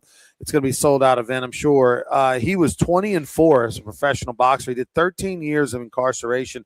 He picked up the sport in jail, fought in the Louisiana boxing league that, you know, a lot of the prisons in Louisiana have boxing teams, and they have an actual league, and they worked on his skills there, got out, became a pro, and 20-4. Most famously, he had the upset of undefeated Chris Pearson in Las Vegas back on the TV show called The Contender, which was on Epix. That was Sugar Ray Leonard's show that he was involved in. And so he ended up, losing about 4 years ago and had an injury, and he ended up getting surgery, and now he's back and making his return. A lot of folks excited here on the West Side. And if you're into boxing in Louisiana, you know the name Eric Babyface the Assassin Walker, and he's going to be fighting tonight. I'll be there as well. I think 6 fights on tap. That's in the event center at the event L'Auberge? center at L'Auberge Casino in Baton Rouge, where there is no bad seat. You get in that room. It's great. I love that venue. Yeah. So I'll be there tonight for that. Looking forward to it. And then Casey McKenzie, his Titan Combat Championship Series, they're doing an event there first Saturday in August, second Saturday in August, I think August 7th. Or Friday, excuse me, on the 7th. They're doing MMA once again, and he always does a great job, and the events are sold out. But his main event is bare knuckle. He has a bare knuckle fight. It's a bare knuckle fight. Now they do have a little bit of a wrap on their hand, and it gets inspected, it gets checked. You can't, but it's, for the most part, it's bare knuckles. They can have a wrap on their hand a little bit, but the knuckles are bare, and usually those fights don't last too long, Tommy. I would imagine. That would be my guess on that. And it's not as gruesome as you think. Actually, in boxing, they bleed more. People bleed more in boxing than they do in bare knuckle. I know that's hard to believe, but does it tear up the knuckles? Like if I punched you in the jaw, my hand's not going to feel good. Yeah, right? no, they'll do like a little wrap on it, but yeah, like a little thin film or something. But there's not if you catch somebody good with a bare knuckle, it's fight over. Yeah. Versus in boxing, it You made can me shake not. it off. Right. Yeah, you get up before the I chest saw count. a bare knuckle fight in Metairie at the Pontchartrain Center about a year ago or so. It lasted 11 seconds. Yeah, I saw a guy few. swung, the guy ducked, the guy came over the top, bam, night. I saw a few bare knuckle fights out at the lakefront. We were in high school, and somebody didn't like what somebody else said from Holy Cross Jesuit or Brother Martin or whatever. But anyway, all right, Ron, as we wrapping it up here at the Bruley Walk-Ons, get in here. This place is great. By the way, speaking of Bruley, Holy Cross and all them, Jeff Curtis, the head baseball coach at John Curtis High School, he took Team Louisiana to the National High School Baseball Championship Series. It was a an all-star team, if you will, and they made it all the way to the semis. They lost to Florida 5-1 in the semis. Jeff, his brother Johnny, his nephew was also coaching, so it was a family affair, as all Curtis things are. And then, but Kansas won the national championship. They upset Florida. Florida had a shortstop signing with LSU, center fielder with Florida. On paper, Florida was the better team, but Kansas, with a young pitcher, only going to be a junior in high school this year, threw a complete game, shut down Team Florida, who was coached by assistant coach was Craig Faulkner, former LSU assistant coach. Played with you. Didn't Craig play with you? No, he's older than me, but he was a catcher for Skip Bertman's first 4 teams, and a great guy, great coach, won 6 state championships over in Florida. But Kansas is your national champion. There you go. Yeah, it's new blood. I followed that because I knew you had a part of it, and that's great for Louisiana. If you get invited to play Team Louisiana next year, you got to do it. Yeah. All right. So come on out tomorrow night to the Baton Rouge Rougarou game. 7 o'clock start against the Acadiana Cane Cutters. If you're in the Lafayette area, go check out the Cane Cutters. They're hosting the Rougarou tonight at 7 o'clock at Faubacker Field. And then don't forget, Wednesday, Rougarou are back at home as well. They'll have the Gator Girls from Lake Charles performing. They'll have the William Schmidt, former LSU Tiger pitcher, will also be there, signing autographs from 6 to 7. For Tommy Krysan, I'm Ronnie Rantz. Thanks for listening. Have a great week, everybody. We'll see you next week on Sports Shorts. Chevy trucks have you covered when the road takes you from smooth sailing to